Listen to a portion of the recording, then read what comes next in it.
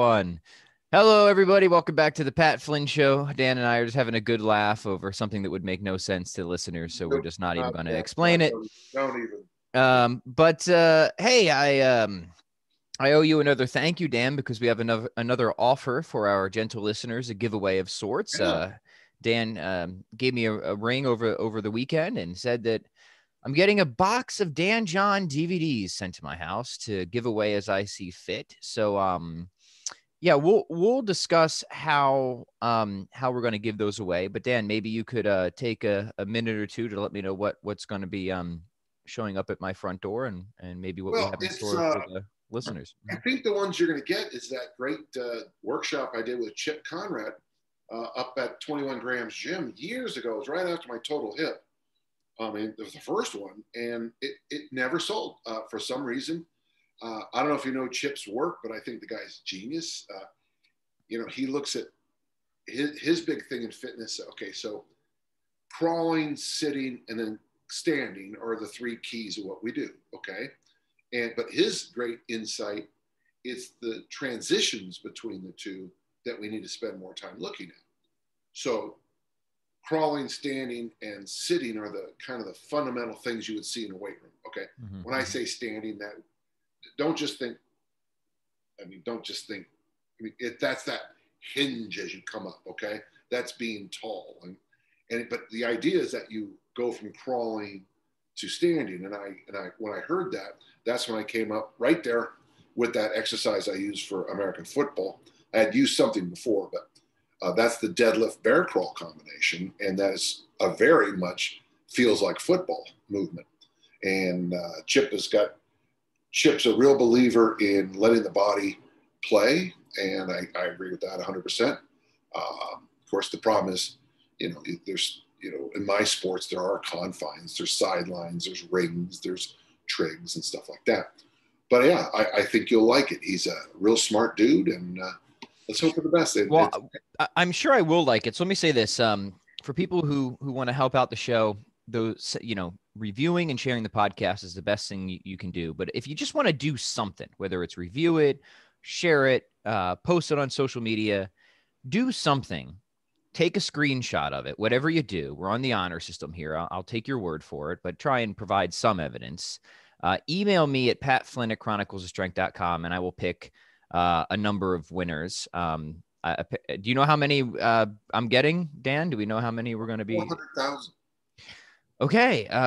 We'll see what the restrictions are on shipping costs, but we'll give a few away. All right. So No, help us out here. Do something to help the show. If you think what we're doing is valuable, review it, share it, review it and share it, post it on social, whatever. Anything you want to do, email it to your grandmother. I don't care. Email me, and then I'll see if we can hook you up with some goodies. So, Dan, this is an interesting thing, and there's kind of two points I want to make after what you just said. One is this theme that we constantly lament about, where we make something, we think that it's really good, and then there's just crickets. And then there's another time where we'll dash something off in 5 minutes. It's probably pretty crappy, and then it goes viral. And this is like the content producer's dilemma. It's like the stupidest stuff we make sometimes gets the most attention, and the stuff that we really pour our hearts into, it's just never well received or never widely received. So I want to get your thoughts on that. And then tying into that is, if there's one thing that you've made or produced that you feel hasn't received enough attention that you wish people would go get a copy of it, what would that work be? I love this question. So Jeff Hemingway, who you know very well, and so do I. We were talking one time about Instagram, and he has a friend who she does really good, insightful, strongly powerful messages, great exercise stuff. One time she took a shot in the dark and posted a picture of herself on a beach without any clothes on, face down. By far, that is the big. That put her in the stress. Of course, it was. And so I guess what I'm hearing, Pat, I need a picture of me laying face down and showing my butt off. Isn't that? I would say for me, and and I get it because it wasn't, it doesn't sound interesting, but 40 years with the whistle. I think 40 years is by far, it's my love story to my mentors. It's got my rules. I start off with rules of coaching. Then I talk about how I learned things. And then I finish up with what I do now. I think it's clear. I think it's logical. I think talking about like guys like Bob Jacobs, Coach Lahadi, you know, as we go through Coach Coach DeYoung, Coach Cicchetti, Dick Notmeyer, Ralph Mon, and Dave Turner, you just get this idea that, you know, no man is an island, you know, John Dunspoem. You get a sense that, you know, how intertwined my work is what people told me. Doesn't sell. I mean, it is just doesn't sell. It's, like I said, it's logical, it's chronological, it's historical, it's all the olds you ever, it's emotional. I get very misty-eyed now when I look at it. Doesn't sell. Well, and you? Well, first off, go pick up 40 Years with the Whistle if you don't have it. Because I know at least listeners of this podcast, you're interested in Dan John's best insight. So if he says this is the work I'm most proud of, please go pick up a copy. You know, before I answer that on my end, I guess I got to think about that a little bit. Because I would say most of the stuff that I've gotten a lot of attention for is not stuff that I think is terrible, but it's definitely not the work I wish got more attention. But pretty much everybody I talk to, whether they're a writer or an exercise coach or a musician, they seem to agree with this sentiment. Is like, yeah, that thing that went viral or that bestseller, like that was okay. I don't hate it, but I really wish people would have paid attention to this album I did or this book that I did. And I just wonder why that is. I wonder what the deeper psychology or providence is behind that, because very rarely have I met somebody where there's this alignment between what they think their best work is and what the public considers their best work or what their most popular work is. You think I'm right? You think that's right, yeah. Dan? Yeah. That would be interesting to sit down with Sting, for example, because, you know, he has that long career with the Police and then by himself. His work, Sting, the artist, Oh yeah. his Bossa Nova album, I think, is outstanding. His American Standards album is fantastic. He did an album based on a church chant from about, it's got to be about 1750. I might be the only person who have purchased it, and it's phenomenal. I wouldn't be surprised if he would sit, set me free, set me free. Most popular, but he might say, you know, the song I'm most proud of is blank. And I guarantee the bulk of his audience would have that same look, blank. Right. You know, so I have this, it reminds me, there's people probably know the band Radiohead, who I like. They're an interesting band. They're not my favorite band, but they've got this runaway song called Creep, right? And apparently the singer of Radiohead, he can't even listen to that song anymore. He says he hates that, but that's like his most popular song. What is it? Can you give me a hint of what that is? Of the song Creep. Yeah, I'm a creep, I'm a loser. You know which one I'm talking? I'm a terrible singer, so I don't want to embarrass myself too much, especially if it's on record. It's embarrassing. I actually kind of like the song, but I recognize it is far from Radiohead's best song. So that's another kind of like higher level music example. Sure. And same thing, like all my favorite guitarists, right? There's a band called Mr. Big, and they have a song called "To Be With You." Do you know that one? Please don't make me sing that one. It's very ballady. No. Here's the thing: I'm not going to know it, so it's okay. Yeah, so they had that song. This was their #1 hit, but their guitarist Paul Gilbert, he's just known for being a very virtuoso technical guitarist, and he doesn't really get to exhibit his skills on that song very much. I mean, it's good guitar. So it's another thing where here's what paid all of his mortgage for his entire life, but it's far from what he would consider his greatest artistic expression, right? For me, I kind of have a funny one.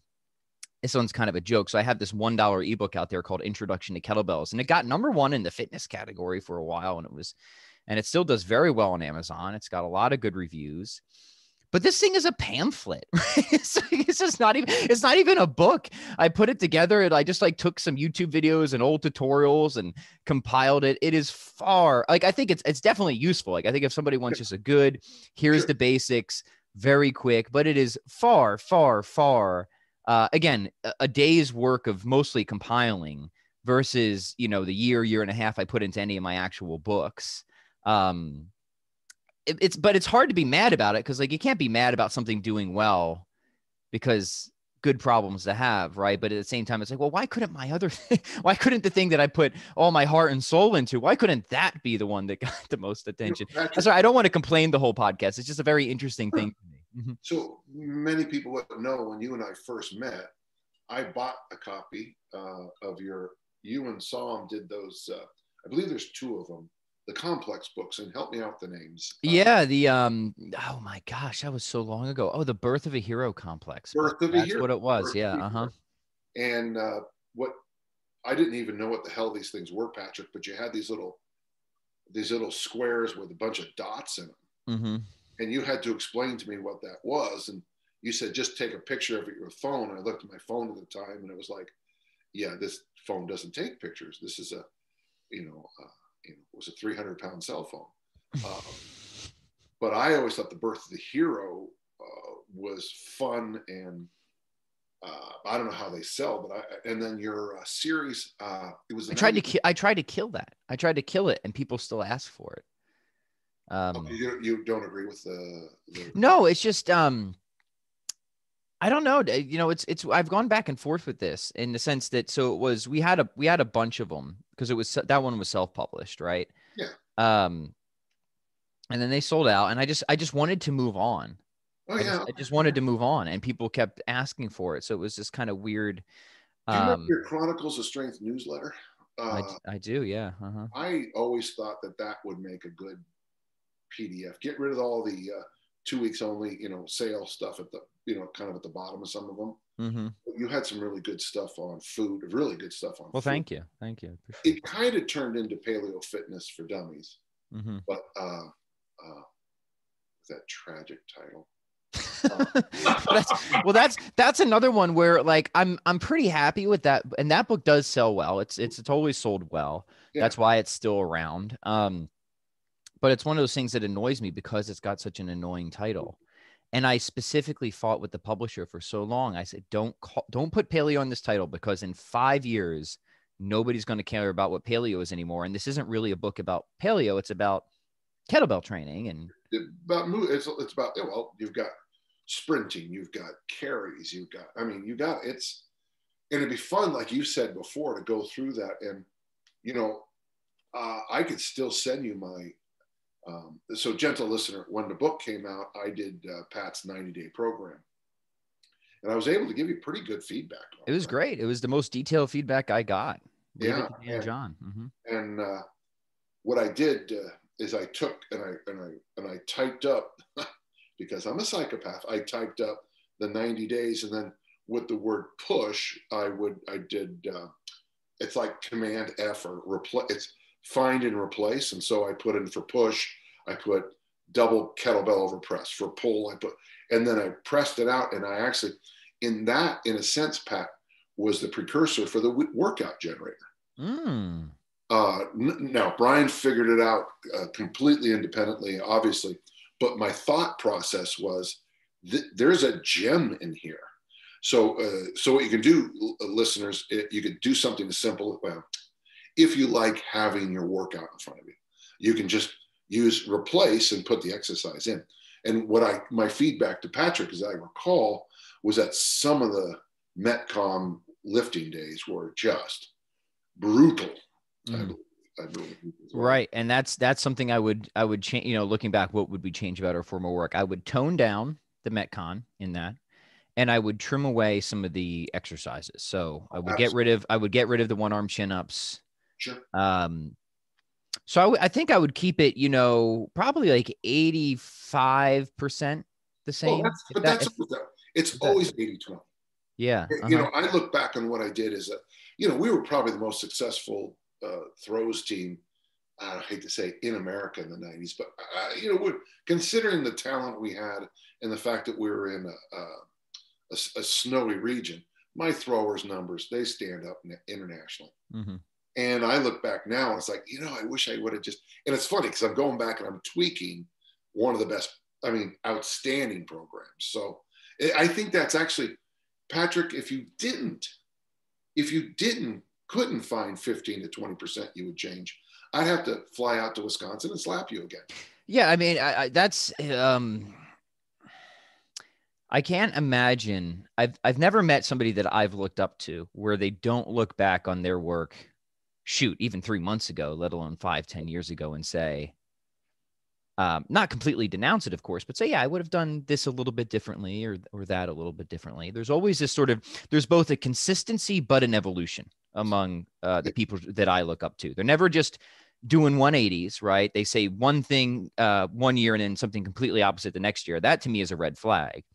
So there's a consistency with their general approach, but an evolution in the sort of the fine tuning and the specifics and the details. You know, I have that movement matrix, and every so often we flash it up, right? The movement matrix. Yeah.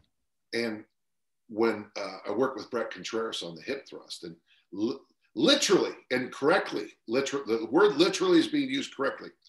The best work I ever did with him was when we were in a Las Vegas hallway in a hotel, and the person with, we're late for a flight, and there's Brett, you know, dialed in on teaching me the hip thrust in a hotel lobby, which, you know, when you got a guy who looks like me and a guy who looks like Brett doing hip thrusts in a lobby, people don't look over. They look out the sides of their eyes, and they also quickly run away, swiftly run away. Very fast, yeah.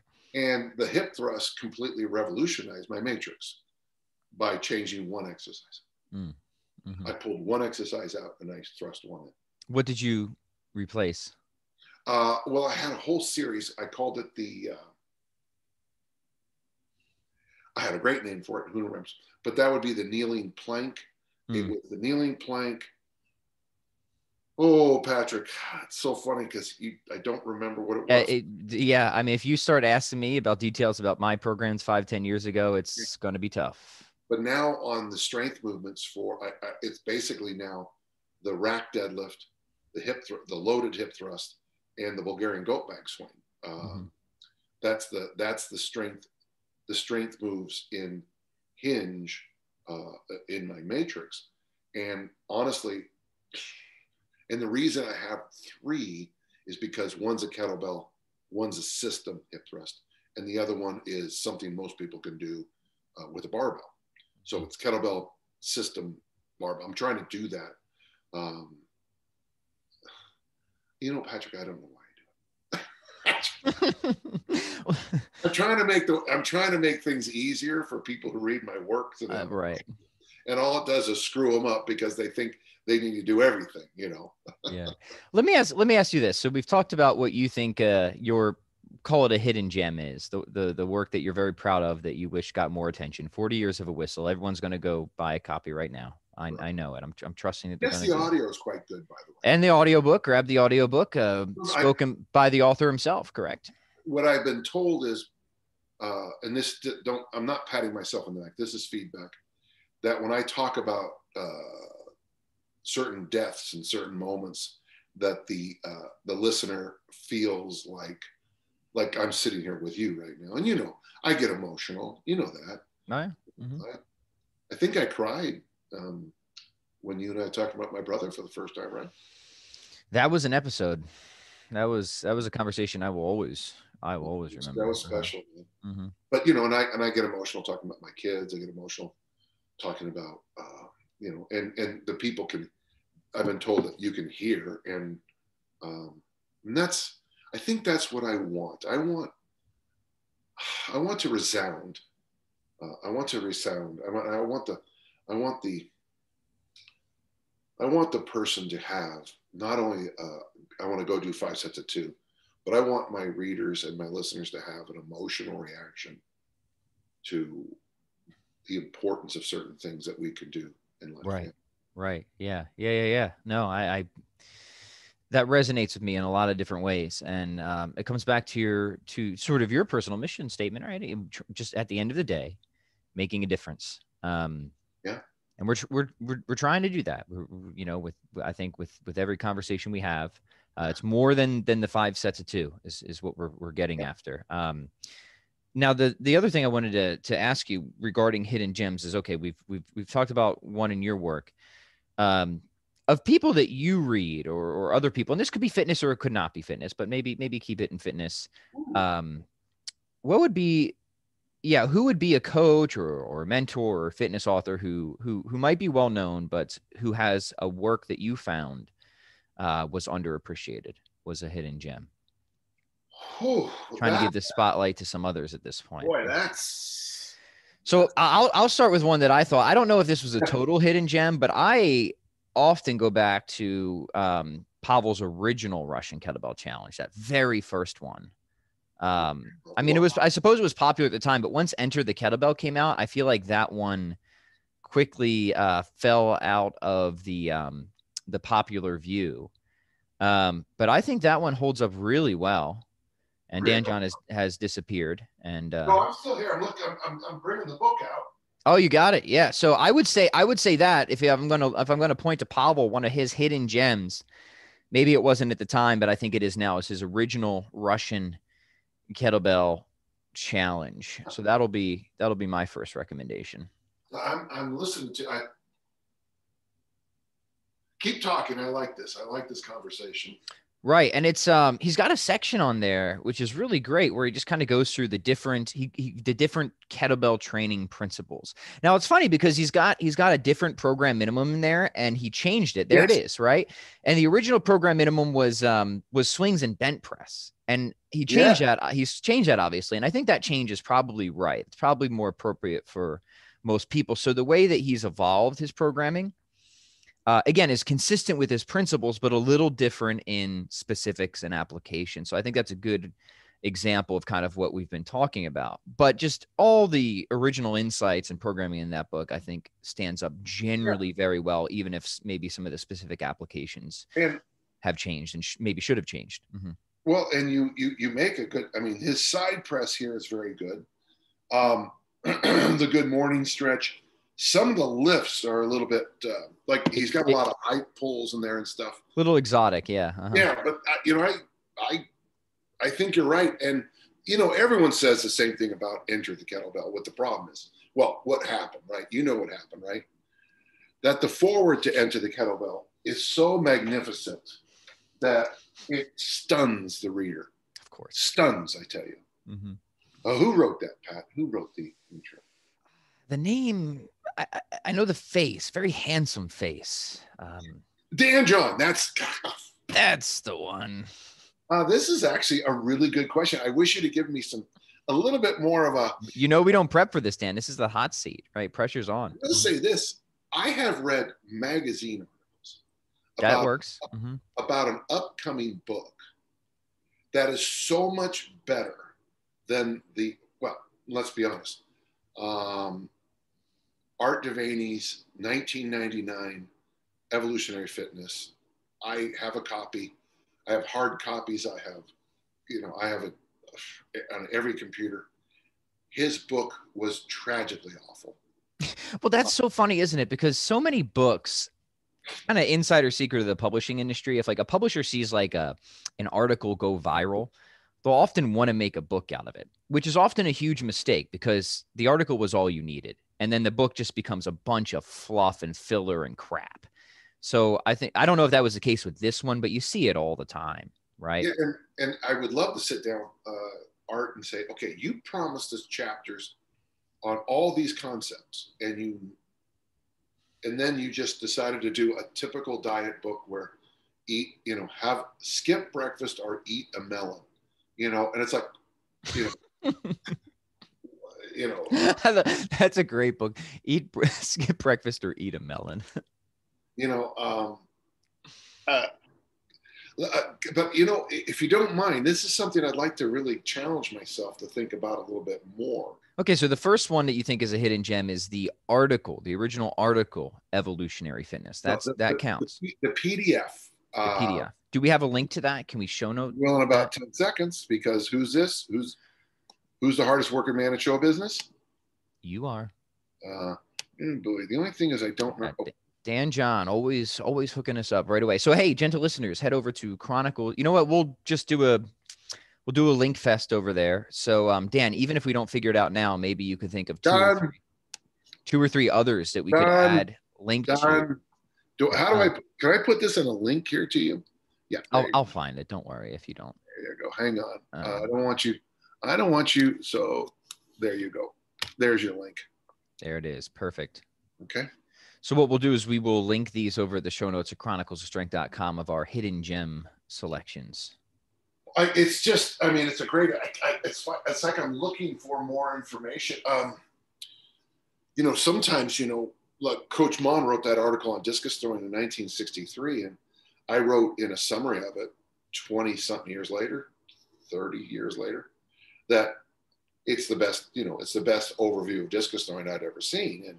And then I wrote on and it's in my, so it's on danjohn.net. It's called Commentaries on an article. And can I give one more? Oh, yeah, because you're better at this than me, obviously. There is an article. I'm going to have to try and find it. That I think is one of the best articles about marketing and business that I've ever read.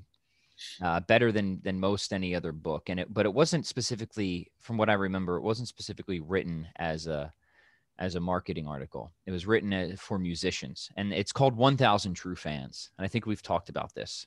Okay. And the idea was something like this. It's been a while since I've read it, but I'll find it and link it. But the idea is, if you want to be a successful musician, don't worry about selling out Budokan or something like that. Maybe you'll get there, maybe you won't. What you need to focus on is getting 1,000 true fans.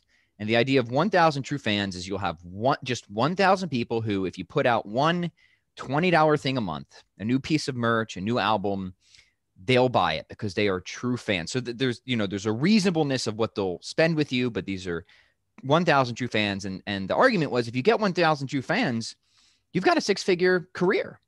You're set. And I've tried to relay that to people who want to start a small business. It's like, yes, you want the New York Times bestseller, you want $100,000 keynote speeches, but instead of that, get 1,000 true fans. And for me, that's get 1,000 true fans on your email list, on your social media, 1,000 people who just love what you do, truly love what you do, truly benefit from what you do. And if you just can supply them with, one good thing of value every month at a reasonable price, they'll definitely buy it. And there's your livelihood, 1,000. And the thing I like about it so much is that it's challenging to get 1,000 true fans. So it's not something you can do overnight, but it's also reasonable and it keeps you focused. And it's a clear, measurable, targeted goal. So I forget all the specific details, but I'll link that article. And that was one of the things that I thought, yeah, this gets it to the essentials. This is a real gem. Mm-hmm. And I will just say this, they're hard to find, but if you can get them, and I want to punch myself in the face for throwing them out.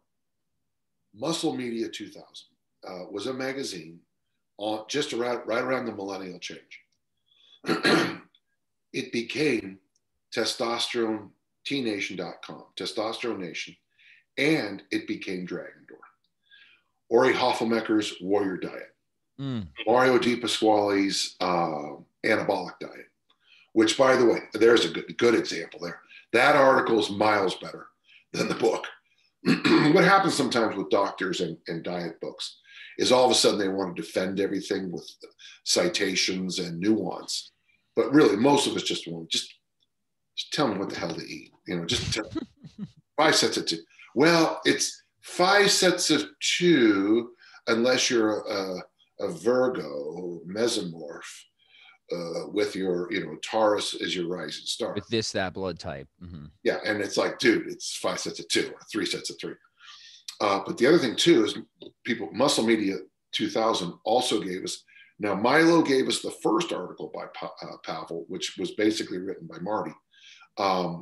Pickles, kettlebells, and whatever, the pickles, vodka, and kettlebell. But it was Pavel showed up in there, and basically a lot of the people that would work with John Duquesne work. So this little magazine gave us the internet burst of 2000, 2001, 2002, where you had T Nation, you had Kettlebells, you had Deepest Quality. You could throw in Paul Quinn on this if you'd like. Pavel, Ori Hoffenmecker, so some things are better in a magazine article, frankly. They just are. I mean, I could write a book on one lift a day and I'd have to put a bullet to my face because every page after page 3 would just be, are you kidding me? How stupid can you be? Yeah.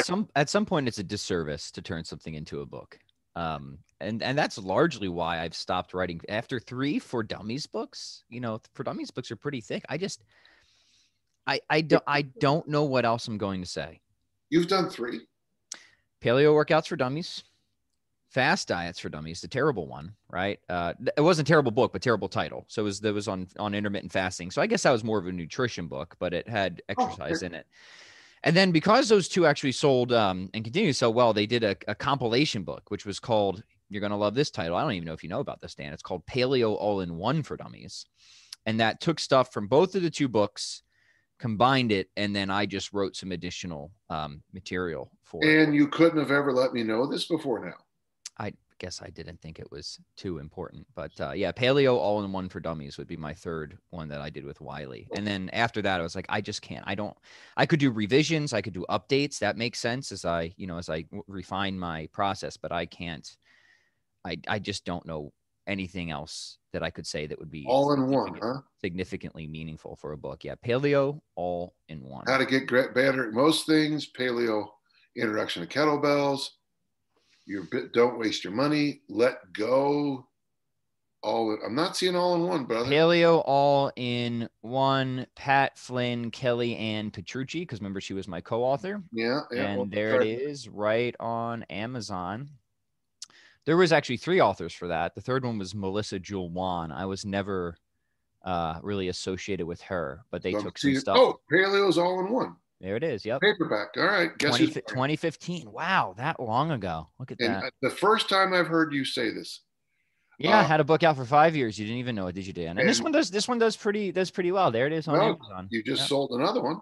Well, thank you so much. Yeah. So, hey, listeners, if you didn't know I had this other book out, there it is. But it's part of the reason, Dan, is I actually don't like people wasting their money if I get a royalty check. And honestly, if you have my first 2 books, you're not going to get like a ton of new stuff out of this. It's a nice compilation. So if you want like an all-in-one and some updates, there you go. You ever seen Pretty Woman?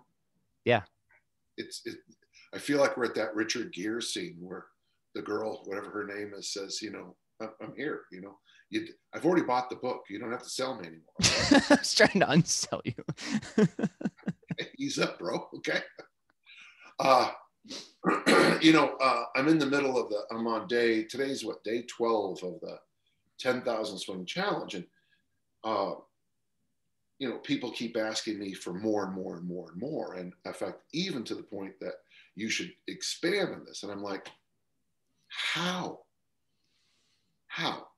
Mm-hmm. Words, Hamlet, how you do 500 swings a day for 500 swings for 20 workouts.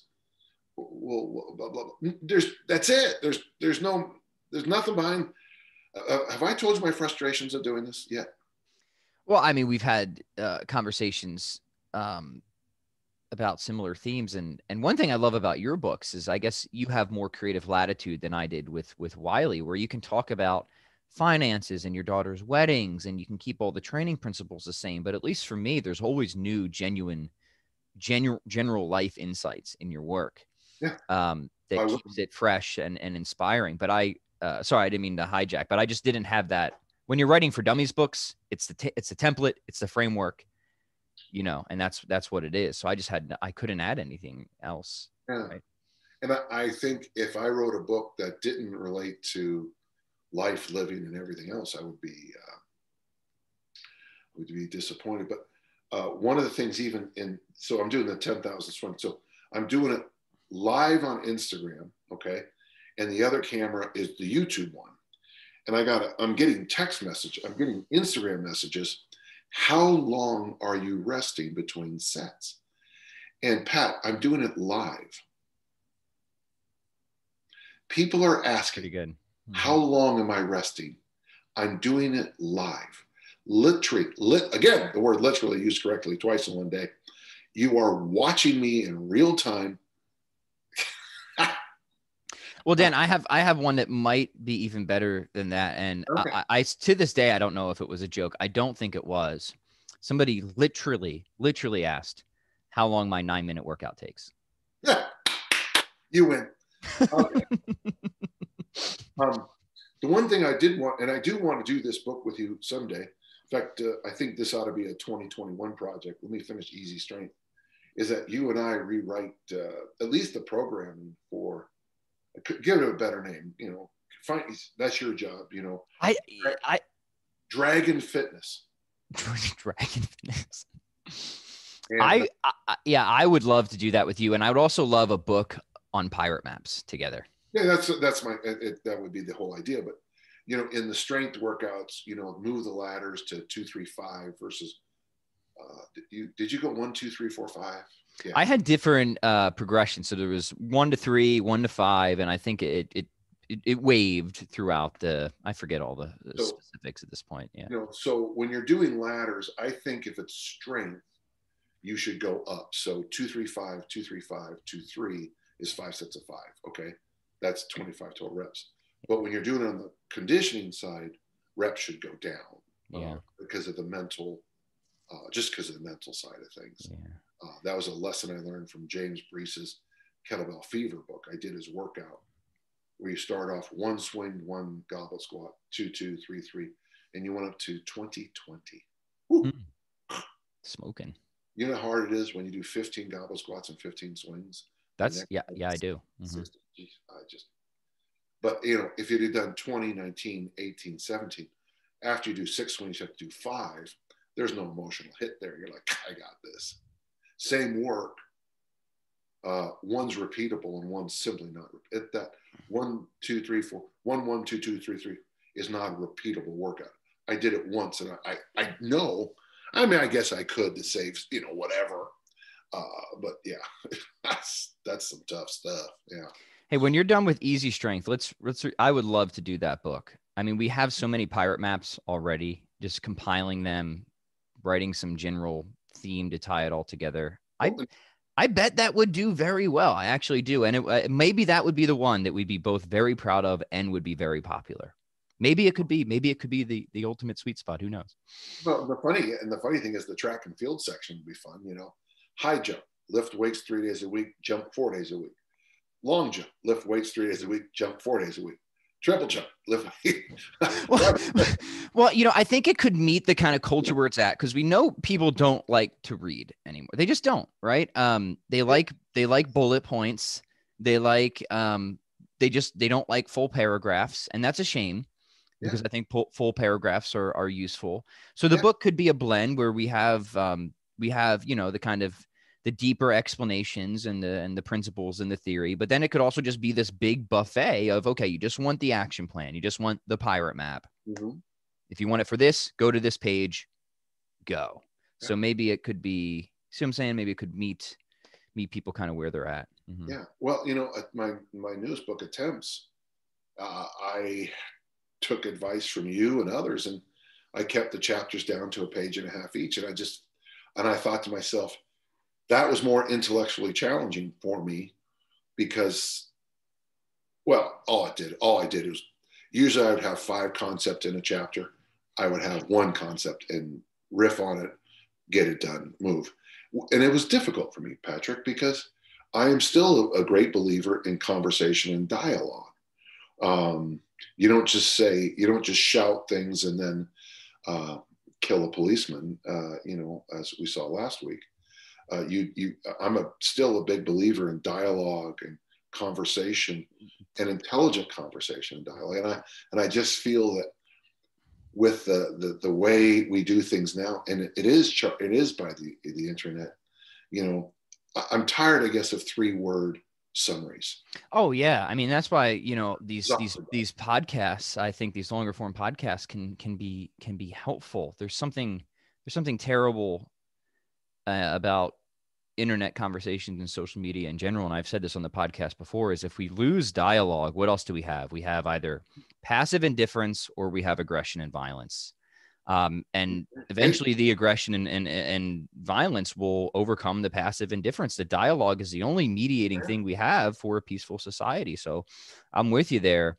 If people who disagree cannot sit down and have meaningful conversations with each other, that is a serious issue. And now getting obviously a far cry away from fitness, but you see it in fitness too. It's amazing how at each other's throats people can be over sets and reps and diet, and how vicious and nasty. The whole thing about 1 set versus 3, and they always use like untrained people. Dude, come work with Dan John. I've been lifting since 1965. Let's find out. I mean, everything works. We all know it works. Everything works for 6 weeks. I just make it a 6-year study with 1 set versus 3 sets, not 6 weeks. Take trained people who are willing to destroy their progress in their athletic career because your silly study. Then I'll look at it and be impressed. It's like these self-reported diet studies. They're still doing self-reported diet. Well, they said they were doing keto. Really, they said. I don't trust people when they talk about diet or exercise at all. Mm-hmm. It's like you're probably going to start getting into this pretty soon in your life, Patrick. Rowan, did you do your homework? Yes, I did. Show me. Oh, I got a few things I have to do. We are still teenagers. We're still middle schoolers when it comes to diet and exercise emotionally. Right. So, Dan, do you eat vegetables at every meal? Yes, I do. Do you exercise every day? Yes, I do. Really? Show me a workout journal. Oh, I haven't been keeping it. Oh, since when? About 1971. I haven't been real good about it. Oh, okay. By the way, just so you know. Oh, by the way, did you notice I have a new background? I actually was going to point that out, and it has inspired. I mean, for people looking at this ugly blank door behind me, I need to up my game. So yeah, tell us about what you want a tour? Do you want a tour? Let's see it. So listeners, you got to pop over to the YouTube channel. I'll try and describe what we're seeing. But Dan, yes, show us. So what happened was, with Tiff being here all the time, and much of my library was in my old office, I decided so this hutch is about as old as my children, and we had it in the laundry room holding crap. And I said, no. So I'm just going to do this. So I'm just going to tilt up. Can you see that? Yes, indeed. Okay. Yeah. Mm-hmm. Basically, you're seeing every strength and health magazine, every muscular development, tons and tons of a magazine called Hard Gainer, which I don't agree with, but I thought the writers were good. And what is that, a maker's mark? Oh, a cool maker's mark. This was given to me by my friend, Parker J. Burns. Sorry, that just dropped out, man. But if you look closely, you'll see it's got my logo on it. Oh, that's super neat. Yeah. Mm-hmm. So I can't really drink this bottle, which just breaks my heart. That's all right. It looks good. So here we have these are all my books and translations. So you got Chinese, you got Slovakian, you got German, Koreans up here. This is one of them, Hungarian. Very cool. And then back here are some other books. There's your There's your whole Dragon Door books, all the Dragon Door books. Over here, behind here, is my hot list, and you'll be proud to know that you're on there. Your journalism book is there. Honored. 7 Days of Sunday. All the books that John Jerome's book. Any book I know I'm going to be reading, pulling something out in a week. Well, that's awesome. Sword in the Stone. What I'm reading right now, Quantum Fitness again by Dardick. Rereading Silver's book, Anything You Want. And then this just came out, Daniel Lieberman's Exercised. Oh, cool. And then The Sword in the Stone, and back here, is that piece of art I bought from Dennis Nolan. He's the illustrator for this book, Sword in the Stone. And I got in contact with him, and he graciously sent me his original drafts. So it's been kind of fun. Wow, that's so neat. These are really cool. I used to have a ton of these, but I gave them to my athletes. But these are these flip books on how to throw the discus. Same idea from 1937. What?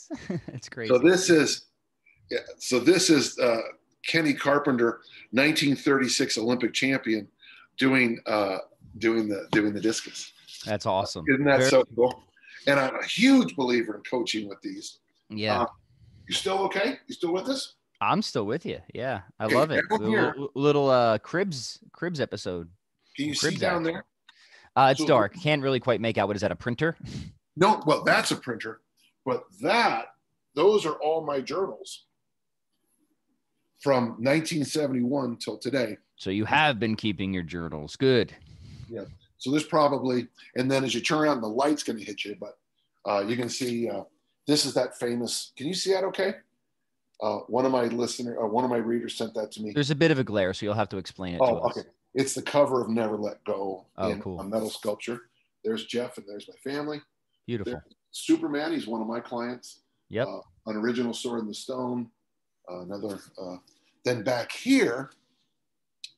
Oh, and then these are like another set of ready books that I've either just read in the last few months or I'm working on. Okay. And those are my discus throwing materials and some other things. And then over here, I'm not gonna be able to get a ton of light on it, but so I don't usually share this with people, but I call it the altar. Mm. So that is that's all the stuff I've received from working with the military.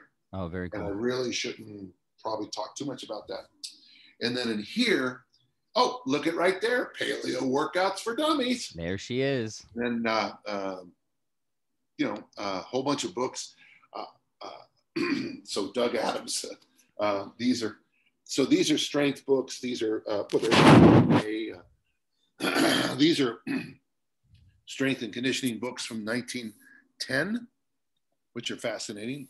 There's Dune, Strength Training Manual. Fundamentals of the Soviet System. I just read that about 2 weeks ago. Yeah, so. Well, that's great. I was going to ask what you were working on in terms of reading. So there we have it. Tiffany's a Hemingway, so I keep that there. There we go. Beautiful.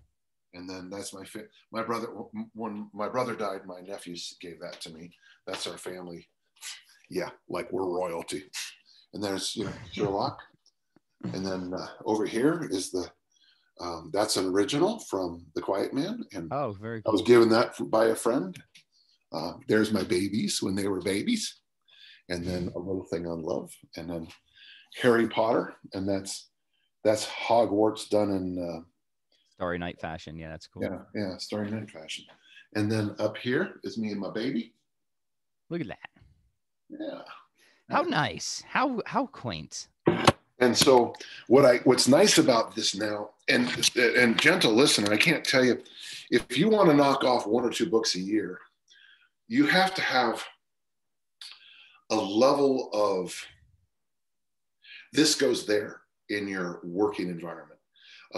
I believe that. So I write when I get up, I drink my coffee, I check the news, I answer all the emails, I work in my college class, and then I write.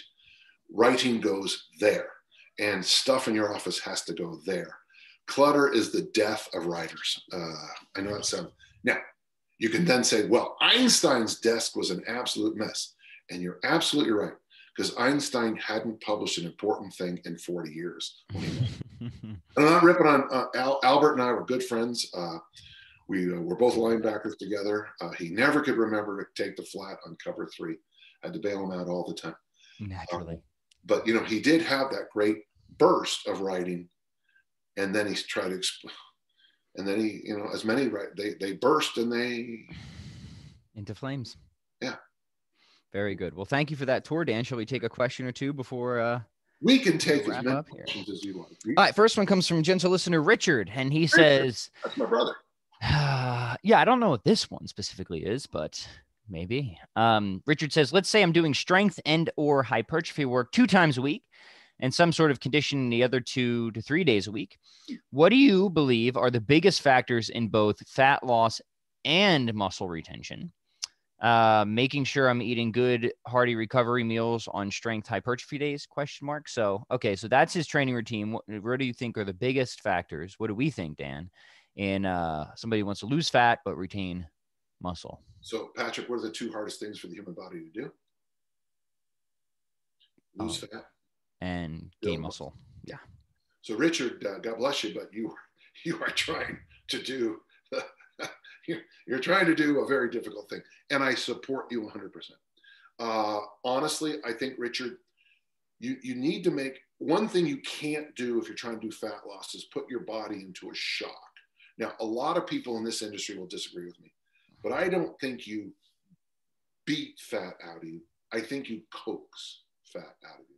That's like, if you can, a 3-year approach to fat loss is superior to a 3-day approach. Okay, that's an obvious, and I made it that way to be honest. If you put your body into a flight or fight response, it's going to hang on to fat, which is why I like, when you're trying to lose fat, get strong as simple as you can. Now, of course, I'm going to tell you easy strength is a way to go, but frankly, just pick a push, a pull, a hinge, and a squat. Keep the numbers in that hypertrophy range, 15 to 25, 3 sets of 8, 3 days a week, push, pull, hinge, squat. Every 2 weeks, put in a variation if you want. Use the workout generator, it's probably smarter, but you've got to do what you got to do. So you said lifting 2 days a week. So push, pull, hinge, squat, 2 days a week, vary it after every 3 weeks. Keep the 5 sets of 5, 3 sets of 8, 5 sets of 3. There's your 3 weeks. And then when you finish with your heart slightly elevated, go for a walk. Keep your heart rate at a talking pace. If that means that you can bicycle, you can row, you can whatever, and do that 2 days a week where you lift, walk, and then the other 3 days a week, honestly, you just don't put your body in a sense of flight or fight. You can ruck 1 day a week. You can go for a long walk with your wife, kids, children, dogs, cats, whatever, your cattle. And just, so you've got the right stuff. My only concern is what will happen out of that is that you will coax body fat down, and those exercises will build lean body mass. But if you're going to do this in a drug-free environment, you have to not put yourself into a freak out. Pat, you're free to disagree. Go ahead. No, I don't at all. I will just say to Richard's credit, he's saying fat loss and muscle retention, so not gain. And that's always a good sign, right? So if you're trying to both lose fat and gain a bunch of muscle, it's definitely not impossible, and it's easier for the novice to do that, right? But as you get more experience, it becomes more and more difficult because there's tension there, right? Where one effort includes a lot of exertion and probably greater caloric intake, and another effort includes both exertion but less caloric intake. So there's this tension. So it's better to cycle it, right? Like to focus on one while maintaining the other, and then to switch your phases, focus on the other, and then try and maintain whatever the reverse is. So there's on top of what Dan John said, which are wonderful in the specifics. There's 2 things that are very obvious and well established for fat loss and muscle retention. If you want to retain muscle with fat loss, you need to keep stimulus on the muscles, and you need to eat enough protein. Those are the 2 things. So you need resistance training, which easy strength would be a phenomenal candidate for that. You just need to keep resistance on the muscles. That, it's just the principle of specific demands, right? You need to make sure the demands are still imposed on the muscles, and you need to make sure you're getting in enough of a protein. And if you hit those 2 things consistently within whatever your general greater fat loss scheme is, I think you'll be pretty good. So I would just say in addition to the specifics Dan gave, those should be your priority. Keep the tension and resistance on the muscles. Doesn't need to be crazy. Doesn't need to be super high stress, but it does need to be there. And then protein. The general recommendation, and I don't think this is a bad one, is a gram per pound of body weight a day, but you can get away with less. You could go a gram per pound of lean body weight a day. Would also be fine. And it actually seems like the more important thing is the resistance training, from what we can tell. Mm-hmm. And if you could, I would suggest, Richard, lifting 2 days a week and then suddenly lifting 3 days a week, and then for maybe 1 week a month, lift 3 to just some variation. Patrick, I don't know if you know this, but this morning I weighed in. I've lost 9 pounds since last Monday. Gentle listener, we do the podcast Tuesday mornings. How did I lose 9 pounds in 8 days? What did I do? Certainly, I've eaten Mexican food. Last night at the gym, I had Mexican food yesterday too. I mean, I had pizza Sunday night. I had Mexican food last night. A lot of it. I'm doing the 10,000 swing challenge. I'm doing 500 swings a day. And I know, according to the research, I'm not supposed to lose any weight on exercise. I'm eating worse than I normally do, and I've lost 9 pounds in a week. Now I need, in total candor, I decided when I started this, I won't drink alcohol, except like last night, a delicious red breast. But except for delicious alcohol, and I've doing no dietary changes. So, Richard, there is a value sometimes in doing something as silly as a 10,000 swing challenge or some short-term challenge. I'm also lifting twice a day, which probably has an impact too. But hey, man, I'm lighter than I was when I Olympic lifted a month ago. It's awesome. That is awesome. So Dan, what's coming up next week? What's going on at the university? Any announcements or programs or workshops that people should be aware of? Well, I'll be doing another podcast with Art of Manliness today, which I really enjoy our conversations with Brett. He's a good dude. Did I tell you the little story about that? No. So it's so funny. I have a good friend out here. One of the first people I met when I moved back to Wisconsin, good friend. And he listens to that podcast. He's a big fan of it. And he got super excited because I guess he heard your last episode. He's like, is this the guy that you podcast with every week? I'm like, who are you talking about? He's like, Dan John. I'm like, oh yeah, it's Dan John. So this is a funny small world connection. It's a good one. And then I have another one with James, my friend from Chelmsford, I think it's called, in England, on Thursday. I'm doing the 10,000 swing challenge live every day on Instagram. And then the YouTube channel is blowing up because of it. Who would have thought people want to see a 63-year-old grandfather swing for an hour? But that's what people want. So that's great. That's awesome. I'm working on easy strength. I'm struggling right now. In fact, I've got the chart that I'm going to write on in front. I'm just struggling a little bit with I've got guests, and there's nothing wrong with that, but it's how it erodes on your ability to write. Not bad, but it just does. But I'll get in that thing today.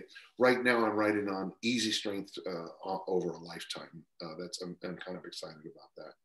I've already had, so basically my whole section so far is basically easy strength over the lifetime. I keep coming back to it. And then, by the way, when I finish the 10,000 swing challenge, I'll lose a week because I'll be doing my Power Red donation in about 2 weeks. So I have a gentle listener. 3 times a year, I have that crappy week where I go to the dentist on one day. I give the Power Red on another day in the same week. And I just figured, just get it all out of the way. But the Power Red is when they take 2 whole units of my blood, but they give me the plasma back. It really helps the community, and it really helps me physically. But the problem is I won't be able to lift.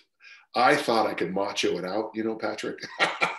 And one day I'm in the gym after doing it, and I leaned over to pick up a sock or something like that, and I just about passed out. So. That's so funny. Yeah. Well, good for you, Dan. That's always awesome to hear. Yeah, and gentle listeners, go to the dentist. Go to the eye doctor, floss your teeth. Wear your seatbelt. Wear your seatbelt. Don't, if you're male, you really should donate blood. It's so good for you and the community. You know, make a difference. Reread good books. Be kind to people. Remember, we're all out there struggling. You know, we all have our personal struggles.